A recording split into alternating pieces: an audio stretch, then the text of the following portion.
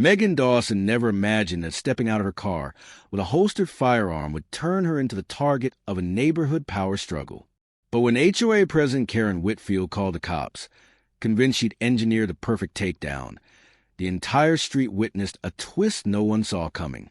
42 seconds after the squad cars arrived, the officers weren't cuffing Megan. They were saluting her federal badge. What started as an HOA vendetta became a story of petty power colliding with real authority, and the fallout changed the community forever. If you want more unbelievable HOA battles, shocking twists, and stories where justice comes crashing down on people who abuse power, make sure to hit that like button, subscribe, and turn on notifications. You don't want to miss what's coming next. In a neighborhood where the grass had to be trimmed to a precise length and mailboxes had to be painted the same shade of beige, most residents learned to live quietly under the rules. Some ignored the petty demands, while others tried to stay out of trouble. But one woman thrived on control. She wasn't just a resident. She was the HOA president, and she treated every sidewalk crack, every misplaced trash can, and every tiny noise as her personal battlefield. Her neighbors had nicknamed her Karen, for good reason. She walked the streets with a clipboard, snapping photos of front yards and scribbling notes like a detective. The sound of her heels tapping on the pavement was enough to make people retreat into their homes. She ruled not through kindness or respect, but through fear of fines and threats of letters slipped under doors. On the afternoon that would change everything, she sat by her living room window with her blinds cracked just enough to spy on her surroundings. It wasn't unusual. That window was her watchtower, and she treated the cul-de-sac like her kingdom. Cars pulled in and out, kids rode bikes, and dogs barked in fence yards. She wasn't satisfied with ordinary scenes. She wanted violations, something she could weaponize. Then, across the street, she spotted movement that made her heart race. My wife had just stepped out of our vehicle after returning from errands.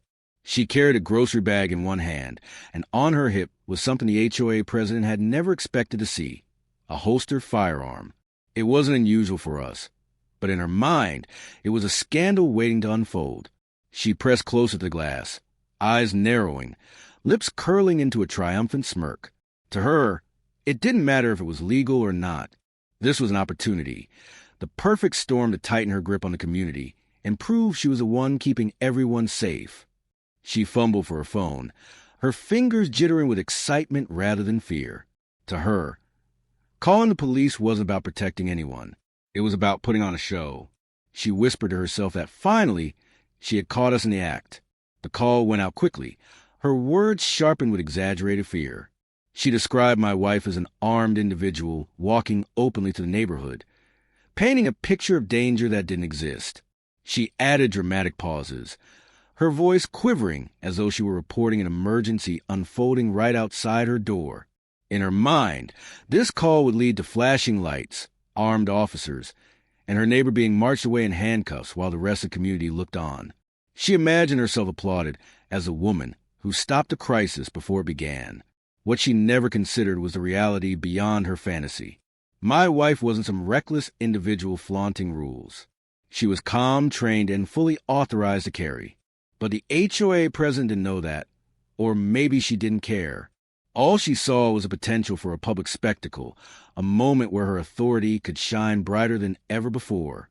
She leaned back in her chair, gripping her phone like a prize, her face glowing with satisfaction. She didn't even realize how reckless her actions were, how dangerous it was to summon armed officers on a false claim. Minutes felt like hours as she hovered by the window, waiting for the sound of sirens. She paced, rehearsing in her mind how she would explain to the neighbors what she had witnessed. She imagined herself giving statements, her words quoted like a hero in a community newsletter.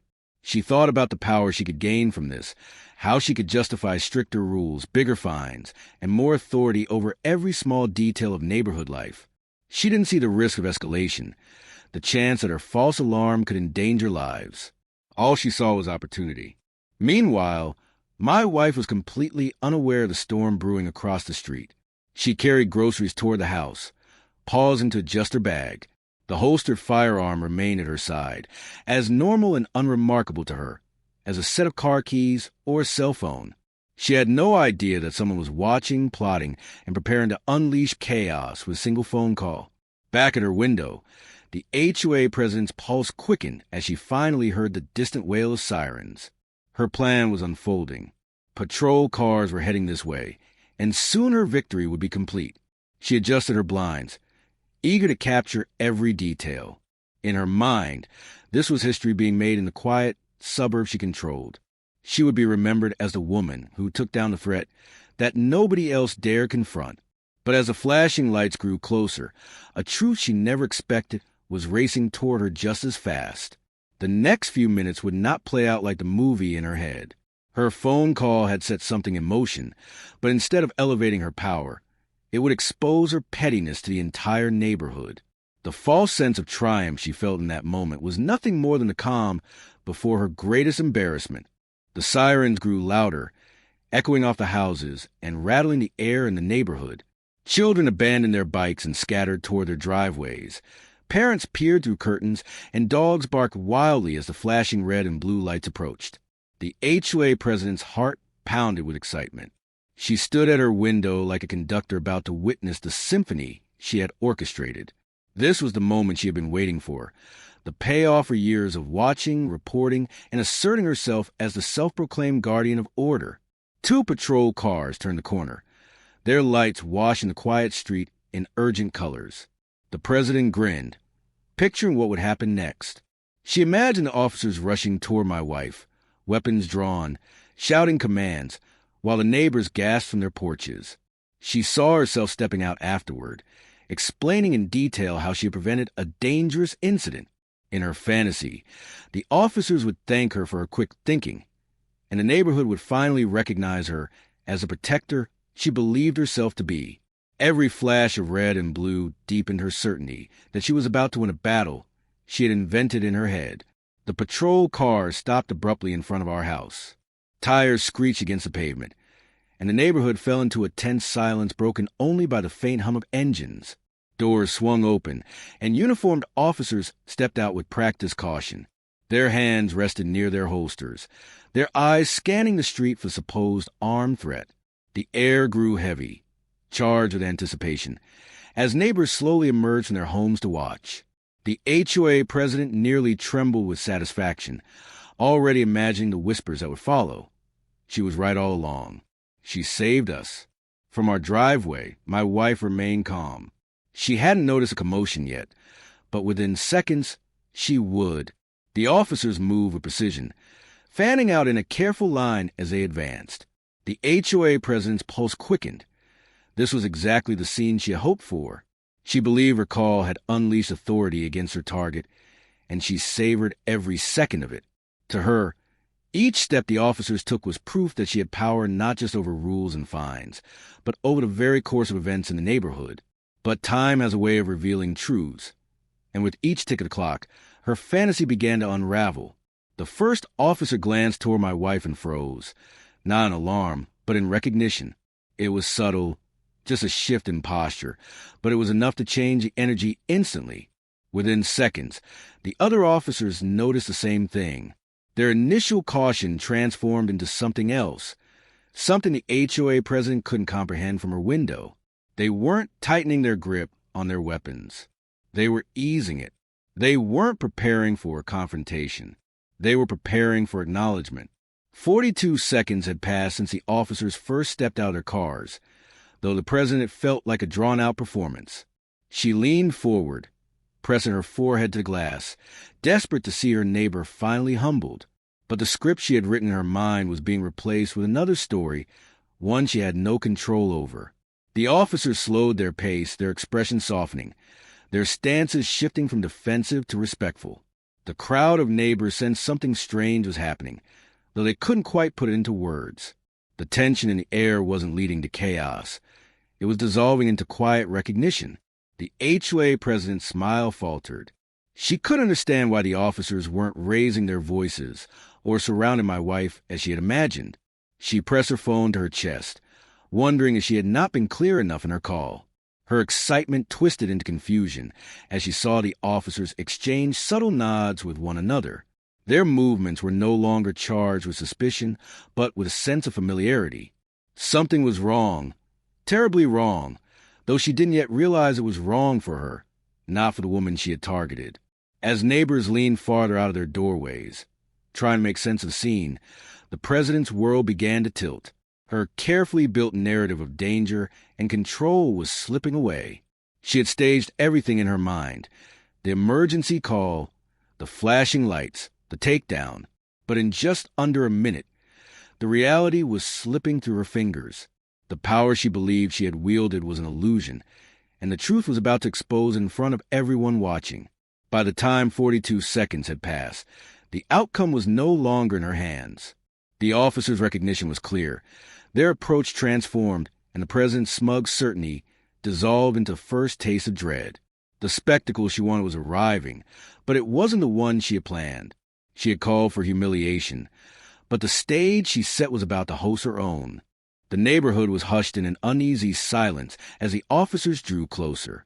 The air still shimmered with the tension of flashing red and blue lights, but the mood was no longer what the HOA president had envisioned. From behind her blinds, she strained to interpret the scene, convinced she was a moment away from seeing her neighbor reduced to a headline-worthy spectacle. But the truth was unfolding right in front of her, and it was nothing like the story she had written in her imagination. My wife stood in the driveway, steady and unmoving, groceries still clutched in her hand. She hadn't flinched, hadn't panicked, and certainly hadn't behaved like someone guilty of anything. That composure, so natural to her, immediately struck the officers as something familiar. It was a bearing they recognized, the posture of someone trained, someone confident in the presence of authority. One officer's eyes caught the gleam of metal clipped near her belt. At first glance, the HOA president had assumed it was only the firearm she had fixated on, but what the officers saw was far more important. The badge. It wasn't just any badge. It carried weight, recognition, and authority beyond the limits of the street they stood on. It represented years of service, training, and sacrifice. And in that moment, 42 seconds into their response, everything shifted. What had begun as a call to confront a supposed threat became something entirely different. The officers slowed their approach, not because they felt unsafe, but because they understood they were in the presence of one of their own. Neighbors peeked from their porches, whispering to one another, unsure why the officers' posture had softened. From their vantage points, it looked like confusion, perhaps hesitation. But to the trained eye, it was respect blooming in real time. The HOA president, however, was blind to it. Her face was pressed so close to the glass that her breath fogged up the window pane. She searched for signs of victory, handcuffs, commands, anything that would validate the fantasy she had constructed. Instead, all she saw was calm. And calm was the last thing she wanted. The officers exchanged glances, a silent communication passing between them. One of them shifted his stance, lowering his hand away from his holster. Another gave a short nod in acknowledgement, his eyes fixed on the insignia displayed openly on my wife's ID. The pieces fit together quickly. She wasn't some reckless civilian brandishing a weapon in a suburban neighborhood. She was a decorated federal agent, fully within her rights to carry, whether on duty or off. The realization spread like a quiet ripple across the group of officers. Each one adjusted their demeanor in near unison. Shoulders straightened, jaws set firmly, movement slow to something purposeful and deliberate. They were no longer responding to a civilian call. They were engaging with a colleague. Respect became the unspoken language of the moment. Meanwhile, the HOA president's grip on her phone tightened as confusion gnawed at her excitement. She replayed the call in her mind, convinced she had described a dangerous scene accurately enough to provoke action. Why weren't they acting? Why weren't they taking her neighbor down the way she had pictured? The certainty she had built so carefully was beginning to crack, though she refused to accept it. She was still clinging to the hope that the real show had yet to begin. The truth was that the show had already started, and she was no longer its director. The neighborhood audience, gathered on sidewalks and behind curtains, watched as the tension melted away from the officers' stances. Their calmness didn't look like defeat. It looked like recognition, something deeper than the residents could yet understand. Within moments, they would My wife remained exactly where she was, radiating the same composed confidence she carried every day, whether at home or in the line of duty. She didn't need to speak, didn't need to explain. Her credentials spoke for themselves, visible to the very officers who had been summoned to confront her. Her silence only magnified the contrast between her professionalism and the HOA president's pettiness. In those long seconds, the balance of power flipped entirely. The HOA president had believed she was summoning authority to crush her neighbor. What she had actually done was summon witnesses to her own pettiness and deceit. The officers weren't preparing to humiliate my wife. They were preparing to honor her. And soon, every person watching would see it clearly. The neighborhood remained caught in a strange, almost dreamlike pause, unsure of what was about to happen next. The president's fantasy of control was unraveling thread by thread, but she hadn't yet realized how completely it was slipping away. She thought she had called the police to enforce her will, to cement her dominance over the neighborhood. Instead, she had called them to expose just how powerless she truly was. The clock had not even reached a full minute since the officers arrived, but already the entire atmosphere had changed. The weight of authority had shifted, and in that shift was the beginning of the HOA president's downfall. The officer's recognition of my wife's badge wasn't just a private acknowledgement. It was about to become a public statement, visible to every pair of eyes watching from porches, driveways, and blinds. For the HOA president, the moment she had craved was still unfolding. But it wasn't the moment she thought it was. She wasn't witnessing the downfall of her neighbor. She was standing on the edge of her own humiliation, though she was still too blinded by her need for control to see it coming. The neighborhood seemed to hold its breath as the seconds ticked away. The police officers no longer moved with urgency, and their posture had shifted into something strikingly formal. What the residents saw didn't match the drama they had been led to expect. Instead of a confrontation, there was an atmosphere of gravity, as if something important was about to happen. My wife stood quietly, her grocery bag at her feet, the badge on her belt catching the late afternoon light. It gleamed in full view, leaving no doubt about who she was or the authority she carried. The officers slowed to a stop in front of her. For a moment, the silence seemed almost ceremonial.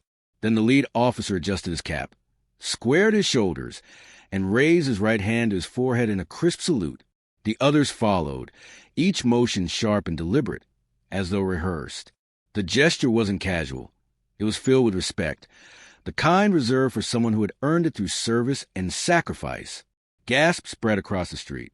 Neighbors leaned forward on their porches, mouths open in disbelief. Children who had been clutching their parents' legs whispered questions too softly to be answered. The entire neighborhood, which had braced for chaos, instead witnessed a scene of honor. It lasted only seconds, but those seconds landed with the weight of years. A salute is more than a gesture. It is recognition, acknowledgement, and a statement that authority is not determined by gossip, bylaws, or petty control. It is earned. Behind her blinds, the HOA president's face twisted in confusion. She blinked rapidly, trying to make sense of what she was seeing. Her hand gripped the window frame so tightly that her knuckles whitened. This wasn't the spectacle she had summoned. In her mind, the flashing lights were supposed to end in handcuffs and humiliation.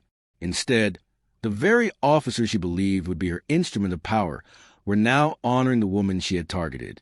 Each salute was like a hammer, cracking through the fragile image of control she had built. The neighbors began murmuring, their voices rising just enough to be heard in fragments across the street. Words like badge, federal, and agent floated through the air. Curiosity turned to realization, and realization turned to quiet admiration. For years, the president had claimed she alone was a protector of the community, the one who enforced order. But in less than a minute, the truth was standing in plain sight. Real authority wasn't hiding behind bylaws or wielding fines. It was carried on the hip of a woman who had sworn an oath to protect something far greater than a homeowners association. The officers lowered their salutes and nodded respectfully before stepping back, their demeanor entirely different from when they had arrived. Their presence was no longer about responding to a call. It was about showing solidarity. They didn't need to say anything. The gesture had already spoken louder than words ever could. The neighbors had seen everything, and no one would ever look at the HOA president's claims of power the same way again. From her window, the president staggered back, her confidence draining away. The fantasy she constructed so carefully dissolved before her eyes. She had expected cheers and validation, but all she could hear were the quiet ripples of admiration directed at her neighbor. Her lips pressed together in a tight, trembling line as she tried to process what had gone wrong. But there was no mistake, no loophole to exploit. What had happened was undeniable, and worse, it had happened in front of the very people she relied on for influence. The moment burned itself into memory of everyone present. They would talk about it in hushed voices at block parties, recall it while passing one another on morning walks, and replay it in their minds every time the HOA president tried to assert her dominance again.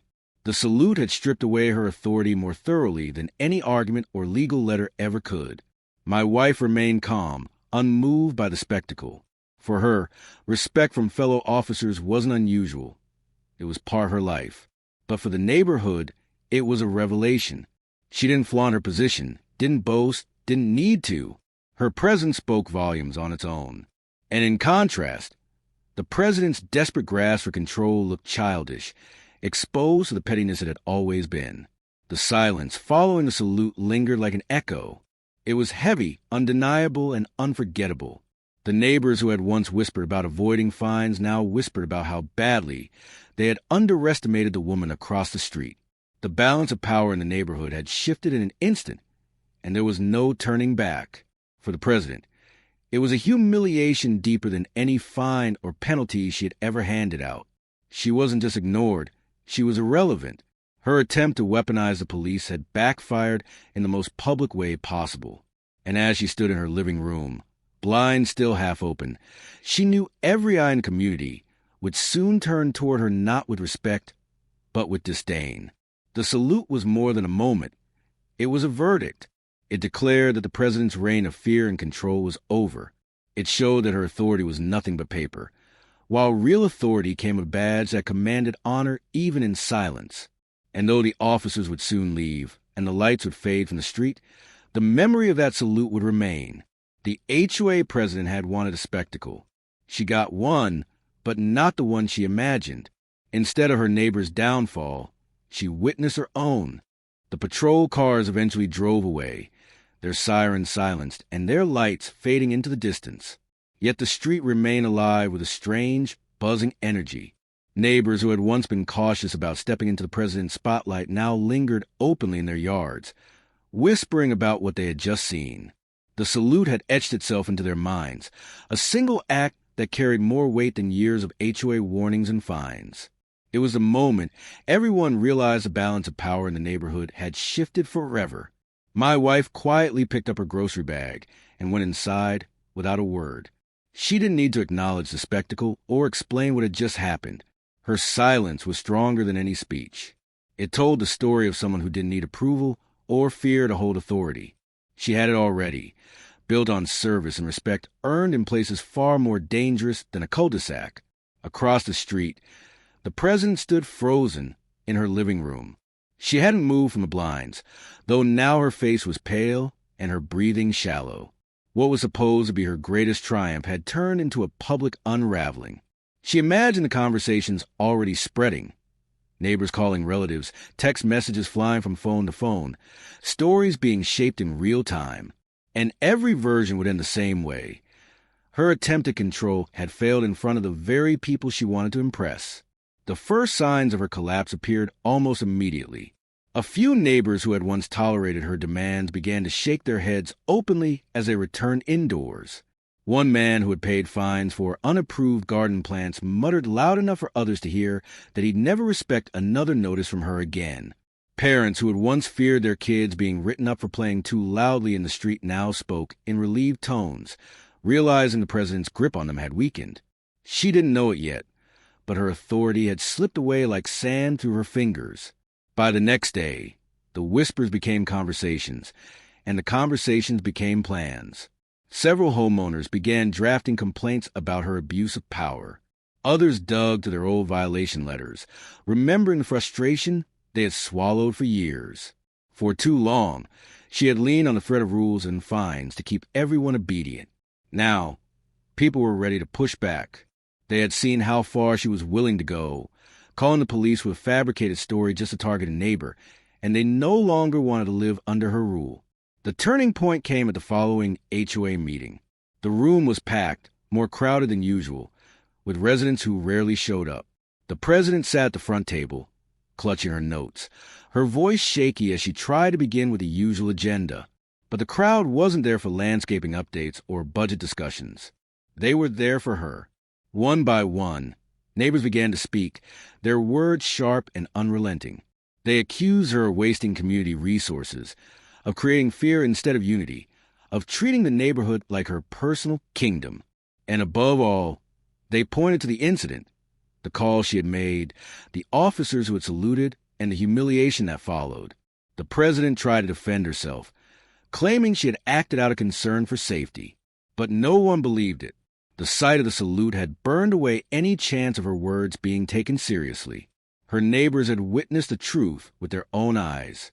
What she had called a dangerous situation had been nothing more than a lie fueled by her obsession with control. Her voice grew weaker with every protest, until she finally fell silent, staring down at her papers as if they could shield her from the weight of the room's judgment. Within weeks, a petition to remove her from her position swept through the neighborhood. Signatures piled up quickly, not just from those who had disliked her for years, but from people who had once supported her out of fear or obligation. Even her allies had turned against her, unwilling to be associated with someone whose credibility had been so thoroughly destroyed. When the vote was called, the decision was unanimous. She was stripped of her role, her title gone, her influence erased. The fallout was swift. Without the power of the HOA behind her, she became just another resident, her once commanding presence reduced to awkward glances and muttered complaints. Neighbors who used to cower now walked past her without acknowledgement. Invitations to gatherings no longer reached her door. Her phone calls went unanswered. She was no longer the enforcer of rules. She was a cautionary tale of what happens when control turns into obsession. For my wife and me, the change was quiet but profound. We went about our days as we always had, unbothered by the drama that had consumed the community. Neighbors who once avoided us now greeted us warmly, their respect clear in their tone. They no longer saw us as targets of the president's nitpicking, but as symbols of her downfall. And though my wife never spoke of it, the memory of the salute remained a quiet shield, a reminder that real authority couldn't be undermined by gossip or petty power games. The president, meanwhile, faded into the background of the neighborhood she once dominated. Her blinds still twitched from time to time, but now they were met with indifference rather than fear. She had wanted to be the guardian of the community, the figure everyone turned to. Instead, she had become invisible, her reign remembered only in stories told with smirks and shakes of the head. In the end, the collapse wasn't loud or dramatic. It was slow, steady, and absolute. The respect she craved had been handed instead to the woman she tried to disgrace. And the community she thought she controlled had moved on without her, stronger and freer than before. The salute had lasted only seconds, but its impact lingered forever, leaving the president with nothing but the memory of the day her power vanished in plain sight.